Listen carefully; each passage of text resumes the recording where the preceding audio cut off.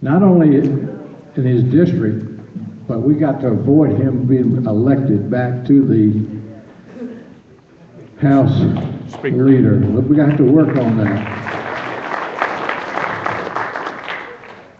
Just real quick, that sounds like my cell phone going off. Who is it? Well, I better not detect who that was. I got the same sound. And now I put mine on sleep and vibrate, and I have it set for 2:30 to take some medicine. And daggone, it doesn't go off at the worst time, but I asked everybody else to turn their cell phone off. In our local district here, Skip Ogle, House District number 6, he received 6,304 votes.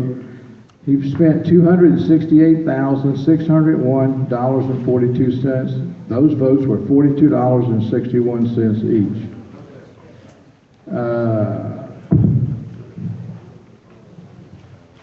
On a comparison, our friend Matt Schaefer in the same race received 9,888 votes. He spent almost the same amount of money, $268,248.20, or $27.13 per vote.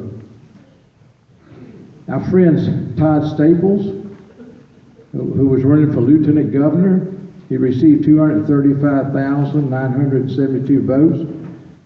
He spent $4,375,337.40, or $18.54 per vote. Dan Branch, which we saw many times on our local TV set, for the Attorney General, received 426,561 votes. He spent $5,436,591.80. That was $12.75 per vote.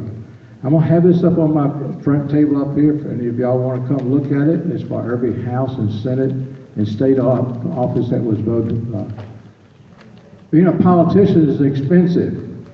What we have to guard against is who gave them that money, okay?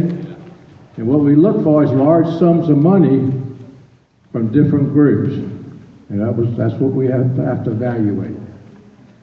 So think about when our politicians have to compete with another politician that has a large sum of money, they have to raise a large sum of money. And, you know, it's through the efforts of many people in this room that walk neighborhoods and knocked on doors for various candidates that I know they send their appreciation to you, whether they won or lost. It's tough out there. But what we have to guard against is protecting those votes and how people get those. Money does still talk. You know, if you're in the business world, we always said money is king. In the political world, it appears to be the same thing.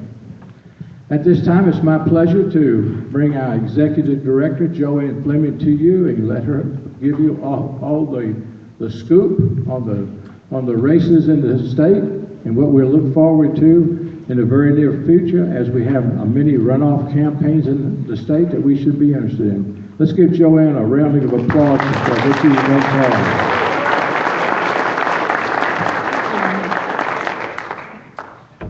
Grassroots, what a great, beautiful crowd today. I tell you that as I go across the state, there is no finer looking crowd in any city than you guys.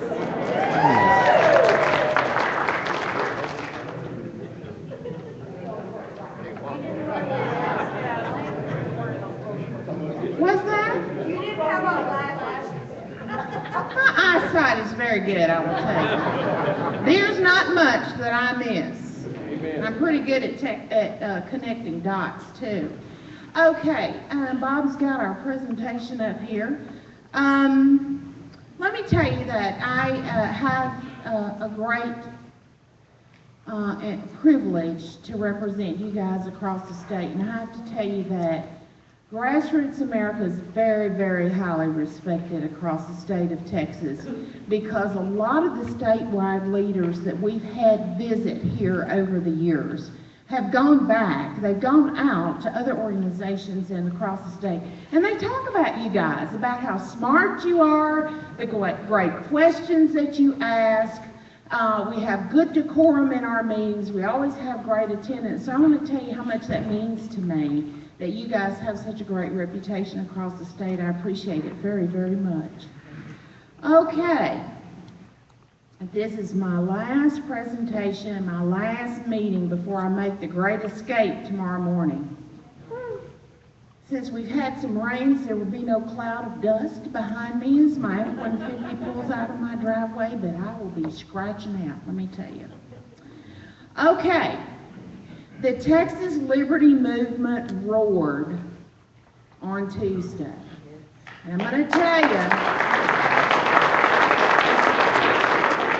why is that important? First of all, the state